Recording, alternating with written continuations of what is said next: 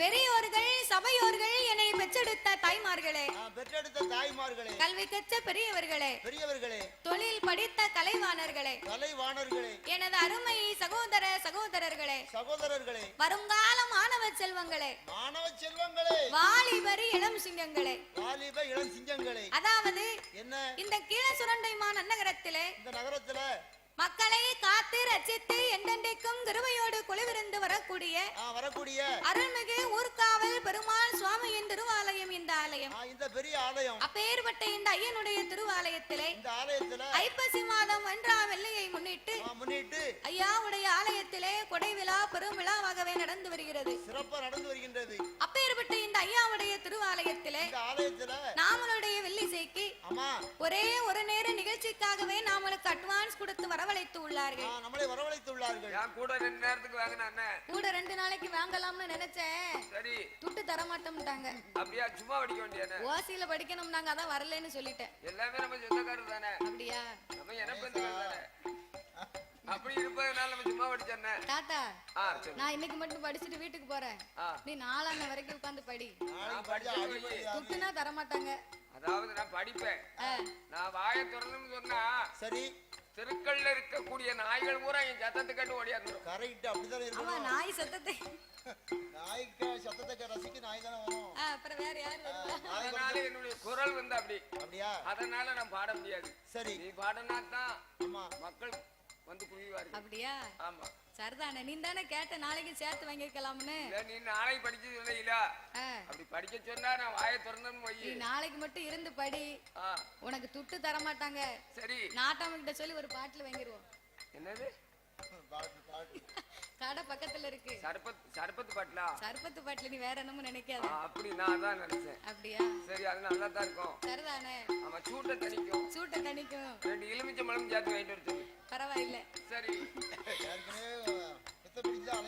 ஆகையினாலே நாமளுக்கு ஒரு நேர நிகழ்ச்சிக்காக மட்டுமே அட்வான்ஸ் கொடுத்து வரவழைத்து உள்ளார்கள். ஆமையா, அட்வான்ஸ் கொடுத்து வரவழைத்த அனைவர்களுக்கும் நாங்கள் நன்றியை தெரிவித்துக் கொண்டு, சரி, அதாவது எந்த ஒரு ஆலயத்திலேயுமே முதலாகவே நம்ம வில்லிசை ஒன்று ஆரம்பிக்கிறோம் அப்படின்னா அந்த ஆலயத்திலே முதலாவது யாருக்கு பாடணும்? நம்ம தாத்தாவுக்கு பாடணும். உங்க தாத்தாவுக்கா? அதான் சொல்லிருக்காங்க. உன் தாத்தா கதையை சொன்னோம்னா புல்லும் பூரா தண்ணி இருந்தாது. அதான் சொல்லிருக்காங்க, அன்னையும் பிதாவும் முன்னறி தெய்வம், முன்னறி தெய்வம், ஆலயம் தொழுவது சாலம் நன்றி, நன்றி, தாயும் தந்தையும் வணங்கினாலே கோயில் போய் சாமி முட்டை மாதிரியா. ஆமா, கோயிலுக்கு போக வேண்டாம். ஆமா, அதான் அன்னையும் பிதாவும் முன்னறி தெய்வம், ஆமா, ஆலயம் தொழுவது சாலம் நன்றி அப்படின்னு சொல்லிருக்காங்க. அப்ப 2 பேரும் வீட்டுக்கு போங்க. அப்படியா? தாய் தகப்பன் காலில் கும்பிட்டு விழுங்க. சரி, அப்படியாவது புத்தி வருதான்னு பாப்போம். வருதான்னு பாப்போம். வரும், வராம வரும். ஆகையினாலே சரி, சாஸ்தாவின் கதைகளைத்தான் முதலாவது பாட வேண்டும். தாத்தாவுக்கு இல்ல, கருமன்யா சாஸ்தாவுக்கு. ஏன் அப்படின்னா அகில உலகத்திலே கலியுக தெய்வமாகவே வந்து பிறந்தவர் அந்த ஐயனார் ஒருவர் தான். அவர் மட்டும்தான். நாமல் அனைவர்களுமே தாய்க்கும் தந்தைக்கும் வந்து பிறந்த சாதாரணப்பட்ட மானிட மனுக்கள். ஆனால் கருமஞான சாஸ்தா அப்படி அல்ல. எப்படி? அரிக்கும் சிவனுக்கும் ஆணுக்கும் அப்பாவுக்கும் பிறந்த பிள்ளை. ஆம்பளைக்கும் பிறந்த பிள்ளை. அப்பேர்பட்ட தருமஞான சாஸ்தா வந்து பிறந்தாத்தா சகல தெய்வங்களுமே இந்த ஆலயத்திற்கு வருமா. அப்படி சாஸ்தா பிறக்கலன்னா, அப்படி சாஸ்தா மட்டும் பிறக்கலன்னு வையே, சாமி அத்தனை அவுட்டர்ல வந்துட்டு அப்படியே வீட்டுக்கு போயிடும். பைபாஸ் ரோட்டோட உள்ள வராது, தெருவுல இறங்கி கீழே வராது. பிறகு வராதுல. அதனால சரி, சாஸ்தாவின் கதைகளையே நாங்கள் 4 வார்த்தையில் பிறவி செய்துவிட்டு சக்தி உள்ள கண்ணனின் கிருஷ்ண பரமாத்மாவுடைய திருக்கதைகளை நாங்கள் பாட இருக்கிறோம். பாடும் பாட்டிலே பலது குச்சங்கள் இருந்தாலும் இருந்த போதிலும் சொல் குச்சங்கள், இசை குச்சங்கள், கதை குச்சங்கள். கதையிலே பொருள் குச்சங்கள். சாரீர குச்சம் குறை இருந்தாலும் சரீர குச்சம் குறை இருந்தாலும் எங்கள் ஆட்கள் அடி தாளங்களில் ஒரு குறைகள் இருந்தாலும் முன் சொல் பின்னால் வந்திடலாம், பின் சொல் முன்னால் வந்திடலாம். அறிந்து பாடினாலும் அறியாமல் பாடினாலும் தெரிந்து பாடினாலும் கதைகளை எங்களுக்கு தெரியாமல் பாடினாலும் எங்களுக்கு முன்பாகவே இந்த ஆலயத்திற்கு எத்தனையோ பெரிய பெரிய புலவர்கள், பேரறிஞர்கள், கவிஞர்கள் எல்லாம் வந்து பாடி இருக்கலாம். பல வித்வான்கள் பாடி இருக்கலாம். ஆன போதிலும் அடியால் நான் ஒரு சிறு குழந்தை. உங்கள் வீட்டு பிள்ளையாகிய நான் மாதவி. என்னால் தெரிந்தளவு என் சிற்றறிவுக்கு எட்டியவாறு உங்கள் முன்னால் நான் பாடுகின்றோம். கச்சது கைமண் அளவு என்பார், கல்லாதது உலகளவு என்பார்கள். ஒவ்வொரு புலவர்களுமே ஒவ்வொரு விதமாக பாடுவார்கள். ஒருவரை போலவே இன்னும் ஒருவர் பாட முடியாது. ஆகையினாலே எனக்கு தெரிந்தபடி இச்சபையிலே உங்கள் முன்னால் நான் பாடுகின்றேன். உங்கள் வீட்டு பிள்ளை தவறு செய்தால் அதனை எப்படி வீட்டிற்கு அழைத்து சென்று அன்போடு ஆதரிப்பீர்களோ, அதுக்குதான் உன்னை நாளைக்கு வரைக்கும் இருன்னு சொல்லியிருக்கேன்.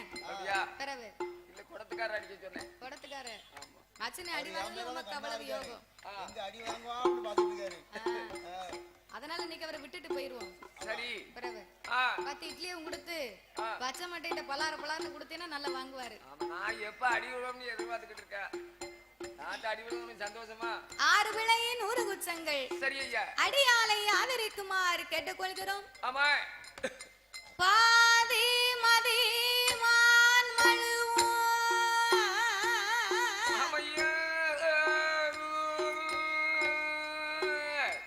கங்கையோடு பாம்பணிந்து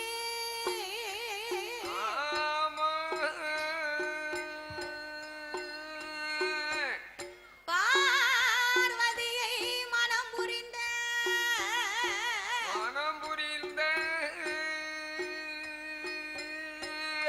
ஆதிசிவன் மோகம் அது கலிதமாகி அச்சுதன் என் பெருமான் இருகரத்தினால் ஏந்த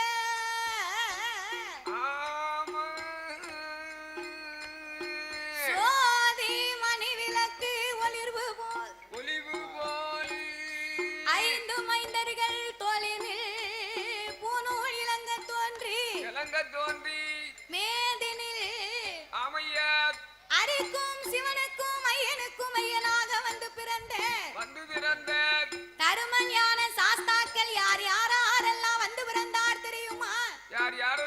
சாஸ்தா பிறந்தது பங்குனி மாதம் புதன்கிழமை. உத்திர நட்சத்திர தண்டு பிறந்தார். அதுக்குதான் இன்னைக்கு பங்குனி உத்திரம்னா நம்ம பெரிய திருவிழா மாதிரி கொண்டாடுகிறோம். உலகத்தில் உள்ள ஐயனார் கோயில் எங்கெங்க பூஜை பண்ணலையே அந்த கோயில் பூரா பூஜை பண்ணுவாங்க. அங்கெல்லாம் பங்குனி உத்திரம் தான் ரொம்ப பெரிய திருவிழாவா நடக்கும். ஆமையா. அப்பேர்வட்ட தருமஞான சாஸ்தாக்கள் எல்லாம் சரி அவர் பிறந்த கிரகம் என்ன தெரியுமா? என்ன கிரகம்? பங்குனி மாதம் புதனது உத்திரம்.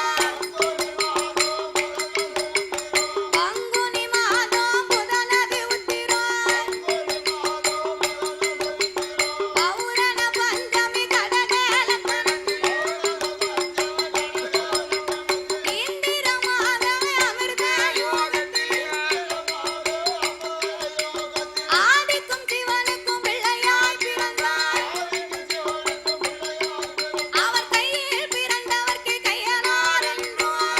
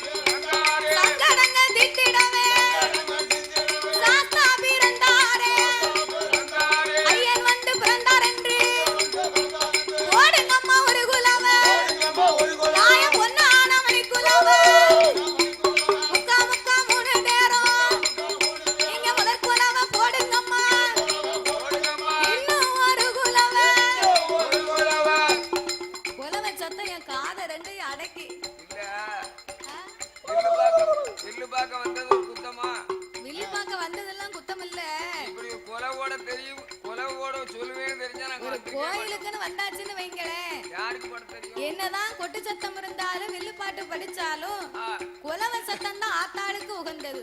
உகந்ததுதான் போட தெரியல நாங்க நேற்றும். போட தெரியாதா? ஆமா குலவு போடக்கூடிய தாய்மார்கள் அத்தனை பேர் உட்கார்ந்து இருக்காங்க. சரி கூட்டத்துல குலவு போட மாச்சலா தெரியுது. அப்படியே வெக்கமா இருக்கும். பரவு சும்மா போடுங்க குலவை. நிறைய சாப்பிட்டு வந்தீங்களோ?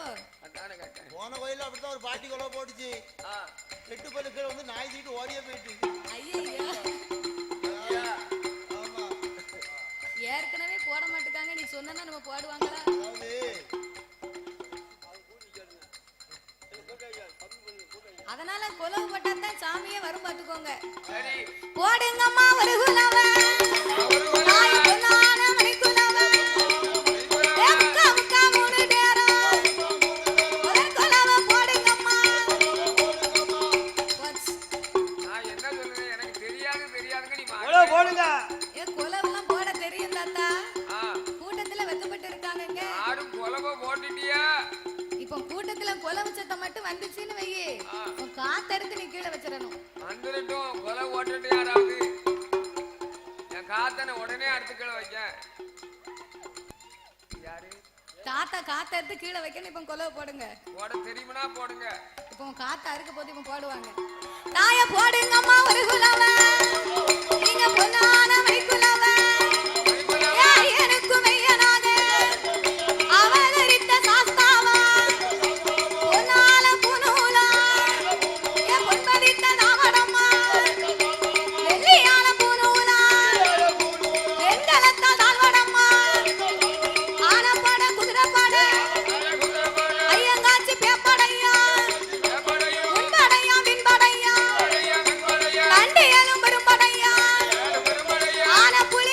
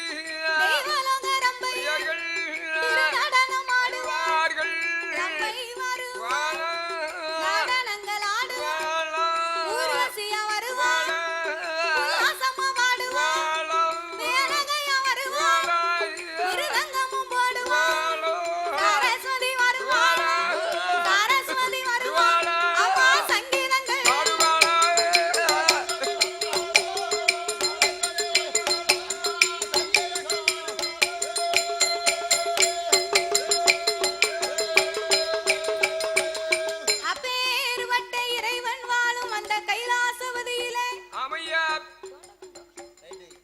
அம்மா ஆண்டவனாகிய சாட்சாதி சிவபெருமான் ஆமா நீலகண்டனாக கரை கண்டனாக ஆமையா காலகண்டம் ஊத்து என்றும் அழைக்கப்பட்ட ஆமா சங்கரன் சதாசிவன் சர்ப்பாங்கரன் ஆமையா சாலாசூடன் காலாங்கலன் காமாதை கண்ணன் கண்ணனி கண்கண்ணன் திருநீகன் திகம்பரன் ஆமையா திரிசூலன் தில்லையம்பலன் திருநீலகண்டனாகிய சிவபெருமானோடு சிவபெருமானோடு யானை தோல் போர்வையும் ஆமையா புலித்தோல் ஆசனங்களோடு ஆமா சக்தியோடு ஆண்டவன் கைலாசத்திலே கொலுவிருந்து வருகின்றார் வருகிறார் அப்படி கொலுவிருக்கும் இறைவனாகிய சிவபெருமான் சிவபெருமான் 14 உலகத்தை இறைவன் படைத்து படைத்து 224 புவனங்களையும் ஆண்டவன் படைத்தார் ஆண்டவன் படைத்தார் 7 சப்தா சாரங்களாகப்பட்ட கடல்களை படைத்து படைத்து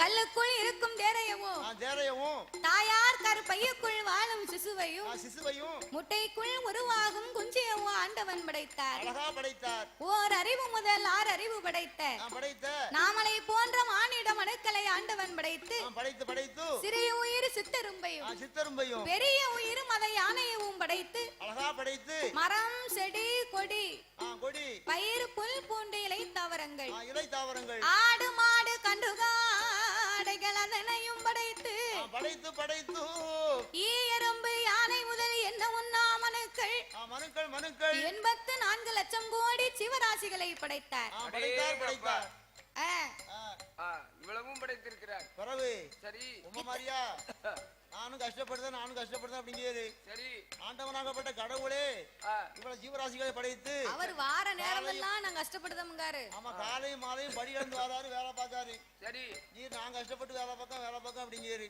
ஆமா நான் பத்திரமா பார்க்க கடவுளே கஷ்டப்பட்டிருக்காரு நீங்க எல்லாம் உறங்குதீங்களா போய் இந்த கடவுளே கஷ்டப்பட்டு வேலை பார்த்திருக்காரு சரி நம்மளாம் எம்பாடு அதானே கட்டேன் அவருக்கே அம்பாடுனா நமக்கு எம்பாடு சரி தெரியுதா 14 உலகத்திலேயும் இறைவன் நாமளை ஏன் படைத்தார் தெரியுமா? எதற்காக? மனிதராகப்பட்ட நாமளை எல்லாம் மண் உலகிலே ஆண்டவன் படைத்ததின் காரணம் என்ன? என்ன காரணம்? ஒரு தெய்வத்தினுடைய உருவத்தை தெரிந்து கொள்வதற்காக. ஆமையா. அந்த சிவபெருமானுடைய வடிவத்திலே சரி இதோ நின்று கொண்டிருக்கிறார்களே யாரு? நாமளை பெற்றெடுத்த தந்தைமார்கள். ஆமையா. சிவன் வடிவத்தில் ஆண்களையும் சக்தியின் வடிவத்தில் பெண்களையும் படைத்து ஆணென்றும் பெண்ணென்றும் ஆண்டவன் அகில உலகத்தை படைத்து மனிதராகப்பட்ட நாமளுக்கு மட்டும்தான் 6 அறிவை கொடுத்தாராம் ஆண்டவன். 6 அறிவை யார் பயன்படுத்துதா? 4 காலாகப்பட்ட மிருகங்களுக்கெல்லாம் 5 அறிவை கொடுத்து 5 அறிவு மனிதராகப்பட்ட நாமளுக்கு 6 அறிவை கொடுத்து 9 தத்துவங்களை படைத்து 3 ஆசைகளையும் கொடுத்திருக்கிறார். அந்த 3 ஆசை என்ன ஆசையெல்லாம்? 3 ஆசைன்னு சொன்னா சரி முதலாவது ஆசை மண் ஆசை. கண்டிப்பா மண் ஆசை அப்படின்னா என்ன? ஒரு ஆளு 1 ஏக்கர் நிலம் சும்மா தாராங்க அப்படின்னா யாரு வேண்டாம்னு சொல்லுவோமா? யார் சொல்லுவா? யார் சொல்லுவா? எனக்கு நிலம் நிறைய இருக்கு நீங்க சும்மா வச்சுக்கோங்க அப்படின்னு யாராவது தந்தா நம்ம வேண்டாம்னு சொல்லுவோமா? வேண்டாம்னு யாரும் சொல்ல மாட்டாங்க. சொல்லவே மாட்டோம். சரிதானே? கொண்டாங்க நான் பட்டா போட்டு வச்சுக்கிடுதேன். ஆமா பத்திரத்துல ஏன் செலவா இருக்கட்டும் அப்படின்னு வாங்கி எத்தனை லட்சம் செலவானாலும் பட்டா போட்டுருவாங்க. ஆமையா. தோட்டத்துல வரப்பு வெட்டுனா என்ன பக்கத்து தோட்டத்துக்கார வரப்பையும் சேர்த்து வெட்டுவாரு. அவங்களா கெட்டிக்கார மனுஷன். அவர் அங்க இருந்து வெட்டுவாரு, இவர் இங்க இருந்து வெட்டுவாரு. ஆக மொத்தம் வரப்பே இல்லாம போயிரும். ஆமா யார் இடம் எங்க இருக்குது பேர் சர்வே வந்து அளந்தாதான் சர்வேர் வந்து அதுக்கு பிறகு 10,000 ரூபாய் செலவு பண்ணி அது ஒரு வெட்டினதுக்கு ஒரு செலவா போகும். ஆமா கண்டிப்பா 2 பேரும் தாராளமா வரப்பு நடந்து போகலாம். 2 பேரும் மேல பக்கம் கீழ பக்கம் வெட்டி சரி கடைசில வரப்பு ஒரு கை தண்டி வந்துரும். பிறகு அதான் மண்ணாசை அதான் மண் ஆசைன்னு இருக்கான். சரி இரண்டாவது ஆசை பொன்னாசை. பொன்னாசை அப்படின்னா கழுத்து நிறைய நம்ம தங்கத்தால சங்கிலி போடணும், கைக்கு வளையல் வாங்கணும், காத்துக்கு கம்மல் வாங்கணும் அப்படின்னு தங்க பொருள் மேல ஆசைப்படுகிறோம் பாருங்க. சில வீட்டுல பொம்பளைய சொல்லுவா, இங்க பாருங்க அவ பக்கத்து வீட்டுக்காரி 5 கிரான்ல கம்மல் எடுத்திருக்க அந்த கோவில் குடைக்கு, நீர் எனக்கு ஒரு 3 கிரான்லயாவது ஒரு மோதிரம் எடுத்து தரல உத்தரத்துல இப்பமே கயத்தை போட்டுருவேன், இல்ல எங்க அப்பா வீட்டுக்கு போயிருவேன். நான் கொண்டு வந்த நகையை பூரா நீ கொண்டு அடகு வச்சுட்டு வந்துட்ட. பக்கத்து வீட்டுக்காரி அத்தனையும் அள்ளி போட்டு அழகா நடந்து வாரா, நான் கழுத்துல ஒரு கயத்தை போட்டு நிக்கவா? நீ கயத்தை போட்டு நிக்க வேண்டாம். நீர் 3 கிரான்ல மோதிரம் எடுத்து தரலன்னு வையோ உமக்கு எது இன்னையோட முடிஞ்சது. அதாவது நீ அப்படி கயத்தை போட்டுறாத. நான் வந்து எப்படியாவது கஷ்டப்பட்டு வார கிடையாது வாங்கி உனக்கு ஒரு 3 கிராம்ல வாங்கி கொடுத்துருந்தேன். கம்மல் வாங்கி தர. பெண்ணா பிறந்தவா கேட்ட உடனே சரி ஒரு மாதிரி வீரம் படைச்சவர் இருந்தாருன்னா அந்த ஆள ஒரு அடி. அதானே கேட்டேன். அந்த அம்மா அப்படியே அழுதுட்டு உட்கார்ந்துருவா. ஆஹா. ஒரு மாதிரி பட்டவரா இருந்தாருன்னா என்ன சரி நம்ம வீட்டுக்காரி கேட்டுட்டாளே சரி அப்படின்னு கடனை உடனே வாங்கி அவர் வாங்கி கொடுத்துருவாரு. அவர்லாம் கெட்டிக்காரரு. அதான் பொண்ணு ஆசைன்னு இருக்கான். ஆமையா. வீட்டுக்காரர் நிலைமை அறிஞ்சு வீட்டுக்காரி நடக்கணும். அதான் நடக்கணும். பிறகு சரிதானே. அதான் பொண்ணு ஆசை. பொண்ணு ஆசை. மூன்றாவது ஆசை முக்கியமான ஆசை அதுதான் பெண் ஆசை. உலகத்திலே பெரிய ஆசை. உலகத்திலே வெறுக்காத ஆசை திகட்டாத ஆசை அதான் பெண் ஆசைன்னு இருக்கான். ஆமா இந்திரன் கெட்டது பண்ணால சந்திரன் கெட்டது பண்ணால ராவணன் கெட்டது பண்ணால வாலி கெட்டது பண்ணால கீசவன் கெட்டது பண்ணால ஆமா இப்பேற்பட்டவ பெரிய பெரிய அரசர்களே கெட்டு போயிருக்கான். அதாவது என்ன கெட்டு போனாங்கன்னா எப்படி கெட்டு போனாங்க? எதுக்காக? பெண்ணை தொட்டான் கெட்டான். அதானே கேட்டேன். அவ்வளவுதான். ஆமா நம்ம நினைக்கிறோம் பொம்பளையால் அவன் வாழ்க்கை வம்பா போச்சோன்னு மக்கள் நினைக்கிறாங்க. சரிதான். ஒரு பெண்ணை துன்புறுத்தியதுனாலதான் அவன் கெட்டு போனான். ஆமா வாலி எதனால கெட்டது தெரியுமா? வாலி கயத்தால கெட்டுச்சு. அதேதான் கரெக்டா. அதைத்தானே சொல்ல போறேன். சரி சரி. கப்பல்ல பொண்ணு வருதுன்னா எனக்கு ஒண்ணு எங்க அப்பனுக்கு ஒண்ணுன்னு கேப்பானா? ஆமா எதுக்கு? ஏன்னா பொண்ணு வீட்டுல இருந்து 1 லட்சம் ரொக்க பணமும் கொடுத்து கழுத்து நிறைய சங்கிலியும் போட்டு அனுப்பி வைக்காங்க. அதே நீங்க அவ்வளவு தர முடியாது. என் பிள்ளைய வேணும்னா நீங்க போட்டு கட்டிக்கிட்டு போங்கன்னா யாரு கிட்ட வரட்டும் பாப்போம். எனக்கு வயசாகி போச்சு முறை எனக்கு சித்தப்பா மகா வேணும் நான் போயிட்டு வரேன் அப்படின்றுவாங்க. பெண்ணாசங்கிறது வாழ்ந்து முடிஞ்சு 60-70 வயசு ஆனாலும் செத்தாலும் சரி நம்மள செத்து கொண்டு கட்டையில வச்சு சுட்டாலும் தீராது. அந்த புகை வந்து பெண்ணுன்னு சொல்லிட்டு போகுமா? அதேதான். ஆமா அந்த பெண் ஆசை அப்படி இருக்குமா? ஆமா இப்பேற்பட்ட 3 ஆசைகளை கொடுத்து மனிதர்களுக்கெல்லாம் எண்சான் உடம்பை கொடுத்து நாமளுக்கெல்லாம் ஒரு சான் வயத்தை கொடுத்தார். ஒரு சான் வயத்தை கொடுத்தார். எண்சான் உடம்பிலே ஒரு சான் வயத்தை கொடுத்து அந்த ஒரு சான் வயத்துக்கு தகுந்த உழைப்பையும் கொடுத்து ஆண்டவன் ஊதியத்தையும் கொடுத்து வருகிறார். இவ்விதமாக ஆண்டவன் இவ்வுலகத்தை எல்லாம் படைத்து இதற்கெல்லாம் முக்கியமாகவே ஆண்டவன் ஒரு நாட்டை படைத்தார். அது எந்த நாடு தெரியுமா? நாட்டிலேயும் நல்ல நாடு, நாட்டிலேயும் நல்ல நாடு, நாவலர்கள் புகழும் நாடு, கோடமாலை பொழியும் நாடு, குளிர்ந்ததென்றல் வீசும் நாடு, மாதம் ஒன்று மழை பொழியும், மாதம் ஒன்று மழை பொழியும், வருடம் ஒன்று பூவிலையும்.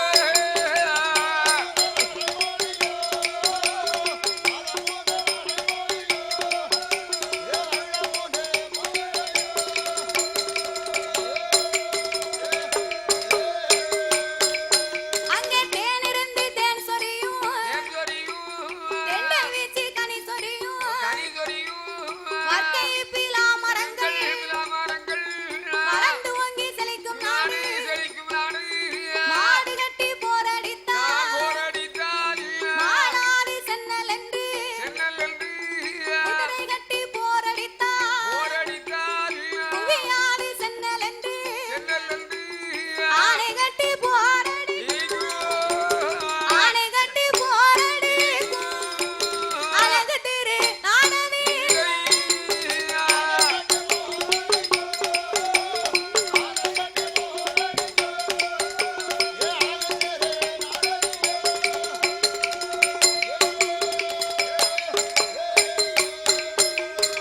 மாடு கட்டி போரடித்தால் மாலாது சென்னல் என்று, ஆமையா.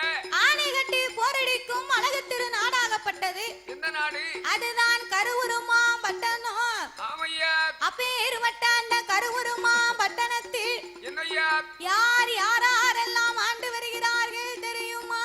யாரெல்லாம்? ஆமா கருவுருமா பட்டணத்தில், கருவுருமா பட்டணத்தில் அங்க யாரெல்லாம் வாழ்ந்துவார்? கஞ்சத்திலே பெரிய அவன் கம்சமுடி ராஜமான். கருவுருமா பட்டணத்தையே கட்டி கோப்பாகவே ஆண்டு வருகிறான் கம்சமுடி ராஜமன்னன். கஞ்சத்திலே பெரிய கஞ்ச அவன்தான். அவன்தான் பெரிய கஞ்சன். அந்த கம்சனுடைய ஆட்சியில என்ன?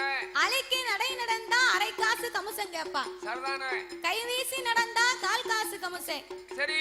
செப்பு குடம் எடுத்து சிலது பெண்கள் போனாலும் அதுக்கு சிலது காசு கம்சன். கம்சன்.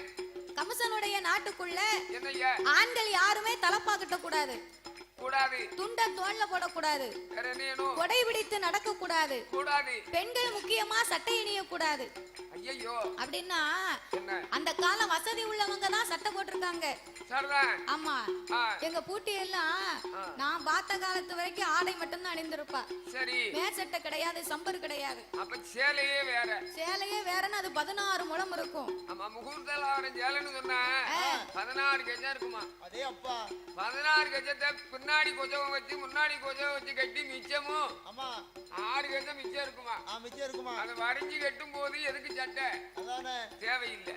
இப்ப 8 முழம் சேலை கட்ட முடியாம இப்ப 8 முழம் சேலை யாருக்கும் கட்ட தெரியுதா? வீட்டுக்கு எந்த மருமக புதுசா வந்தாலும் மருமகளுக்கு சேலை கட்ட தெரிய மாட்டுக்கு. அப்படியா? அந்த அம்மா சுடிதார் எடுத்து போட்டுக்கிடுதா. சரிதான். ஆமா, வீட்டுக்குள்ள வந்தா ஒரு நைட்டி. சரி. ஆமா, அது வந்து யூனிஃபார்ம். ஆமா, எல்லா வீட்டுக்குமே யூனிஃபார்ம் இந்த நைட்டி தான். அதுக்காண்டி புழுக்கத்துல எரிய முடியும். அப்படியா? அந்த வேக்காடு இருக்குல்ல, அந்த காலம் வந்து 16 முழம் சேலையை அப்படி அழகா கட்டுவாங்களாம். சரிதான். இப்ப நமக்கு 8 முழம் சேலையை நல்லா கட்ட தெரிய மாட்டுக்கு. தெரிய மாட்டோம்ங்க. காலம் அப்படி மாறி போச்சு. அதானே கேட்டேன்.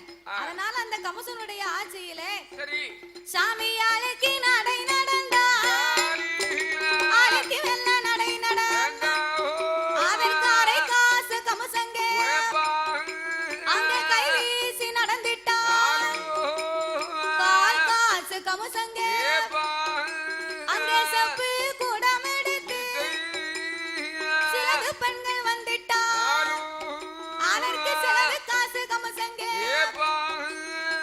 அரைக்கீரை வச்சிட்டா, அரை காசு கமசங்கே பிறந்தாலும் கமசங்கே, பிறந்தாலும் கமசங்கே, குழந்தை இறந்தாலும் கமசங்கே.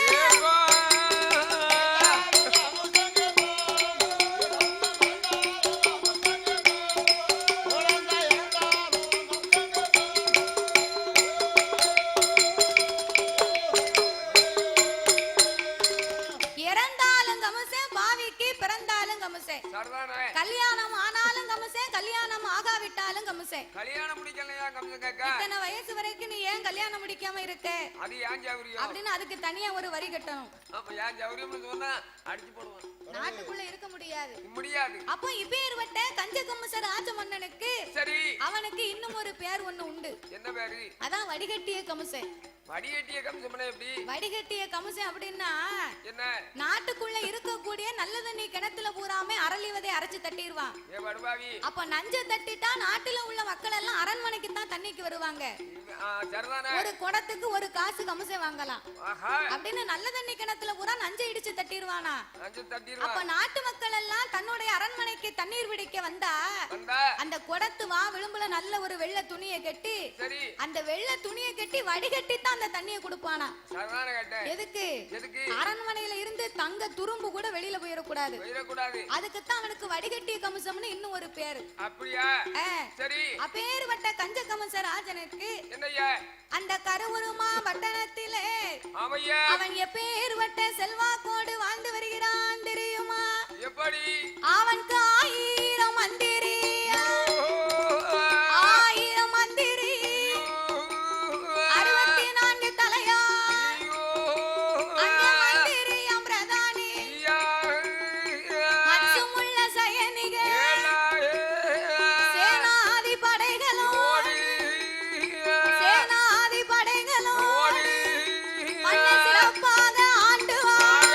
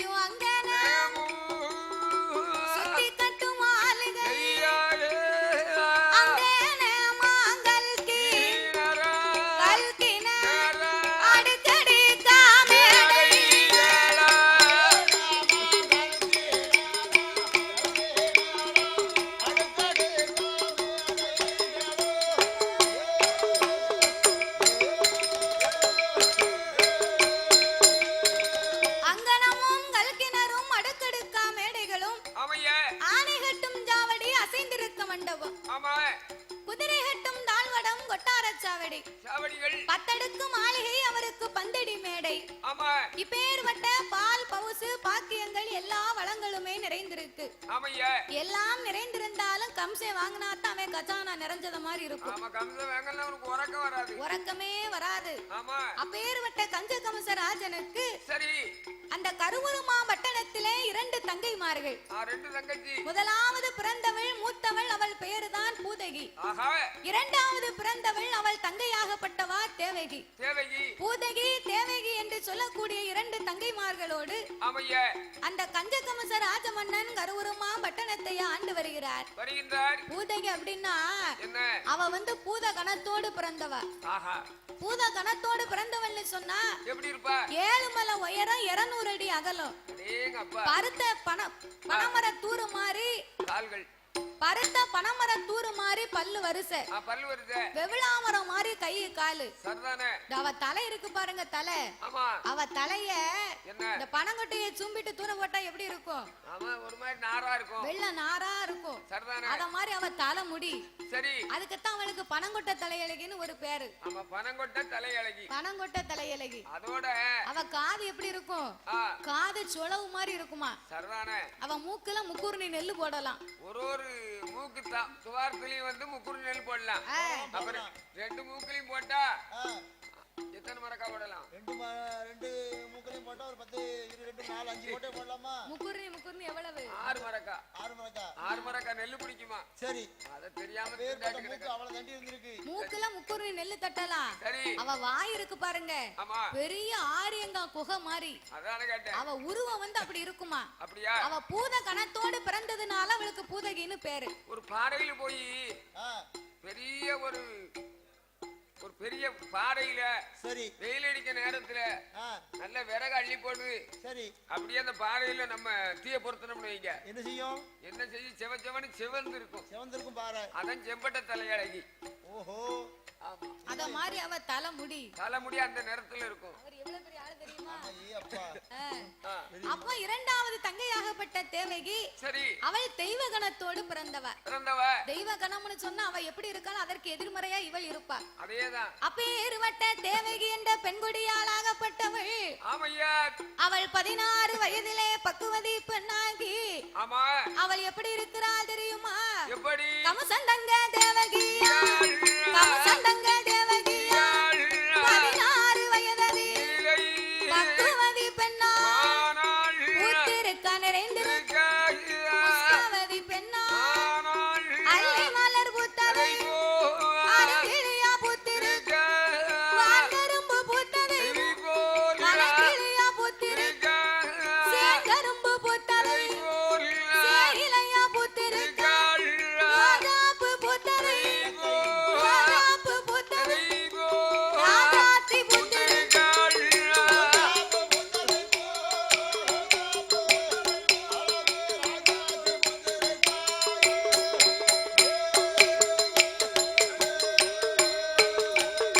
அவ பூத்திருக்க நிறைந்திருக்க புஷ்பவதி பெண்ணா ஆளாகியிருக்கும் போது 16 வயதாச்சு தேவகியாகப்பட்டவள் பக்குவதி பெண்ணாகி வான்கரும்பு பூத்ததை போல் வனக்கிளியால் பூத்திருக்கிறார். சேன்கரும்பு பூத்ததை போல் சேயிலையால் பூத்திருக்கிறார். அப்படியாகவே ஆளாகி இருக்கும் போது அவளுக்கு தலைக்கு தண்ணீரை ஊற்றணும் சடங்கு சாஸ்திரத்தை கழிக்க வேண்டும் என்று கம்சராஜன் 7-8 தோழி பெண்களை வரவழைத்தான். 7-8 தோழி பெண்கள் கையிலேயுமே 8 குடத்தை கொடுத்தான்.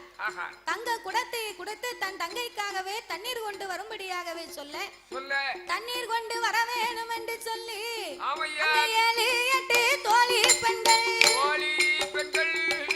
7-8 தோழி பெண்கள் அந்த கமசன்னங்க தேவகிக்கு தண்ணீர் கொண்டு வர வேண்டும். ஆத்து தண்ணி கொண்டு வந்தால் ஆயிரசத்து மிதக்கும் என்று கிணத்து தண்ணி கொண்டு வந்தால் அதிலே கண்டை சத்து மிதக்கும் என்று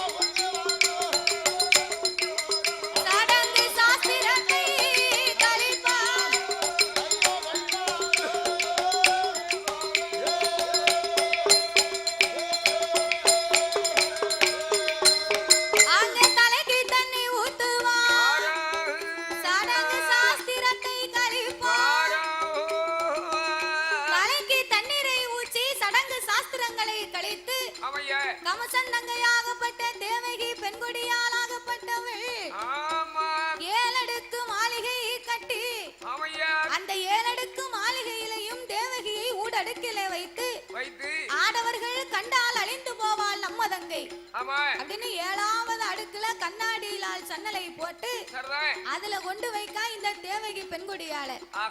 அப்ப அவ எப்பேற்பட்ட அழகா இருந்தான்னா அவ 7 அடுக்கு மாளிகை கட்டி இருப்பான் தங்கைக்கு.